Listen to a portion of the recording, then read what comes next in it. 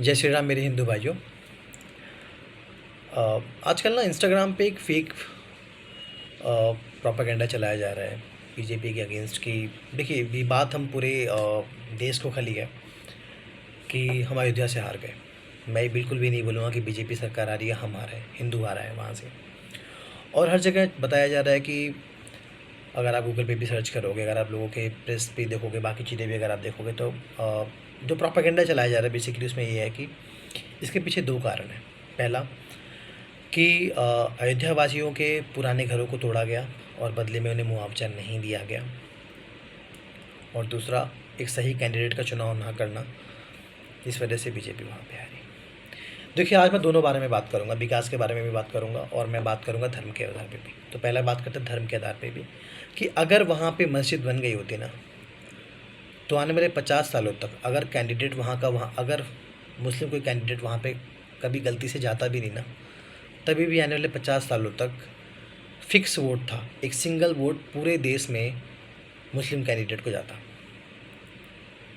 ये रही धर्म की बात। इस मामले में मुझे मुस्लिम बहुत अच्छे लगते हैं कि वो धर्म को चुनते हैं, ठीक है। वो हमारे दोगले हिंदुओं की तरह नहीं है जो अपने व्यक्तिगत स्वार्थ की वजह से किसी के साथ भी जाके सो जाएंगे, ठीक है। ये रही धर्म की बात।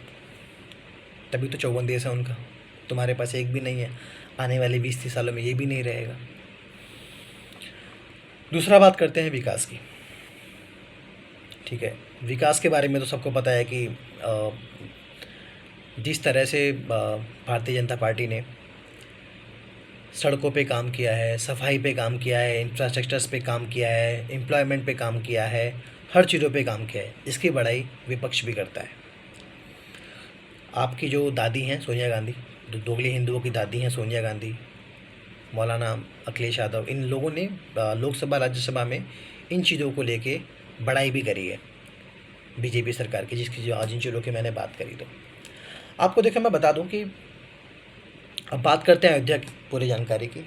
अयोध्या में जो प्रोपेगेंडा चलाया जा रहा है उसमें बेसिकली ये हो रहा था कि एक रामपथ मार्ग है, जहाँ पे बेसिकली वहाँ के मुख्य 3 मार्ग हैं, रामपथ मार्ग है, भक्तिपथ मार्ग है।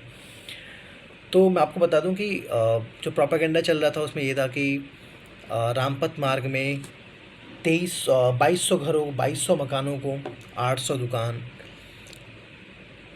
और 30 मंदिर, 10 मस्जिद को तोड़ा गया, चौड़ीकरण, क्योंकि उन्हें विकास करना था वहाँ पे।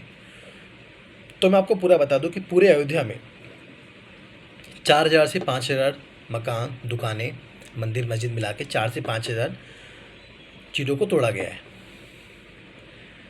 जिसमें सरकार ने जो मुआवजे की रकम दी है वो टोटल 1250 करोड़ है। अब ये बता पाना पर्टिकुलर हर बंदे को कितना मिला है ये बता पाना मुश्किल है, लेकिन टोटल जो है आंकड़े हैं 1250 करोड़ रुपए मुआवजे में दिए गए, ठीक है। आपको मैं एक बात बता दूं कि बीजेपी सरकार के आने के बाद 3 गुना स्पीड से चाहे सड़कें पे काम, आपको बता दूं कि सड़क में ना, जब बेसिकली सड़कें बनती हैं ना, तो सड़क इंफ्रास्ट्रक्चर में 3 चीज़ें आती हैं। नेशनल हाईवे आता है, राज्य हाईवे आता है और ग्रामीण सड़कें आती हैं। नेशनल हाईवे की जिम्मेदारी होती है केंद्र सरकार की, राज्य हाईवे की जिम्मेदारी होती है, स्टेट हाईवे की जिम्मेदारी होती है राज्य सरकारों की, और जो गांव की सड़कें बनती हैं उनकी जिम्मेदारी होती है, जो गांव में ग्रामीण सड़क योजनाएं आती हैं उनकी जिम्मेदारियां होती हैं। और हम सबको पता है कि बीजेपी के आने के बाद आ, सड़क परिवहन, सड़क इंफ्रास्ट्रक्चर पे 3 गुना स्पीड से काम हुआ है। तो आप मुझे बताओ कि जब इतनी पूरे देश में जगह जगह नेशनल हाईवे, राज्य हाईवे और ग्रामीण सड़कें इतनी बनी हैं, तो क्या किसी के घर, किसी के बाप दादाओं की ज़मीनें नहीं गई होंगी? गई तो होंगी ना। और सरकार ने सबको उनके सर्कल रेट के हिसाब से अच्छे खासे पैसे दिए हैं मुआवजे में। तो क्या आपको और हमको लगता है कि अयोध्या में ऐसा नहीं हुआ होगा? सरकार ने उन्हें मुआवजा भी दिया, उन्हें घर भी आवंटित किए गए, लेकिन बदले में क्या हुआ? देखो, एक बात मैं आपको बहुत क्लियर कर दूं ना, अगर आप विकास को चुनोगे या अगर आप धर्म को चुनोगे, इन दोनों केस में ना आपका वोट सिर्फ और सिर्फ बीजेपी को जाएगा।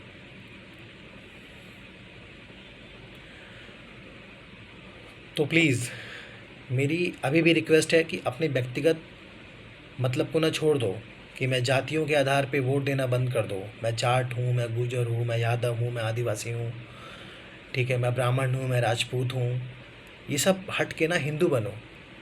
अगर आपको आज 10-20 हज़ार रुपये मिल जा रहे हैं, ठीक है, अगर आप आज को 10-20 हज़ार रुपये मिल जा रहे हैं तो उससे क्या हो जा रहा है यार। बट आप जो जनरेशन आने वाली उसे आप क्या दे रहे हैं? कुछ भी नहीं दे के जा रहे हैं आप उन्हें अंधकार में ढकेल रहे हैं। जिस तरह से यूपी का विकास हो रहा था ना, आने वाले 5-10 सालों में वहाँ पे इंफ्रास्ट्रक्चर्स भी होते, वहाँ नई नई कंपनियाँ भी खुलती। आपको पता होगा कि यूपी में ही नोएडा इंटरनेशनल एयरपोर्ट आ रहा है जिसका नाम है जेवर इंटरनेशनल एयरपोर्ट। जो मेरी ये वीडियो देख रहा है प्लीज़ आप जाके सर्च कर लेना। आने वाले 10 से 20 सालों में सिर्फ उस जगह से कम 15 से 20 लाख से ज़्यादा एम्प्लॉयमेंट जनरेट होगी। तो कहाँ के लोग आएंगे? तभी भी आप रोओगे, पता है क्यों रोओगे? तभी भी जिनको जॉब मिलेगी ना कॉम्पिटेंसी के आधार पे मिलेगी। अगर आपके पास स्किल्ड है तो आपको जॉब मिलेगी, नहीं है तो नहीं मिलेगी। लेकिन कम से कम एम्प्लॉयमेंट अवेलेबिलिटी तो होगी वहाँ पे। तो मेरी रिक्वेस्ट है कि प्लीज़ आप सभी लोग जाति के आधार पे अपने व्यक्तिगत स्वार्थों की वजह से मत हटो। एकजुट रहो, एक साथ रहो।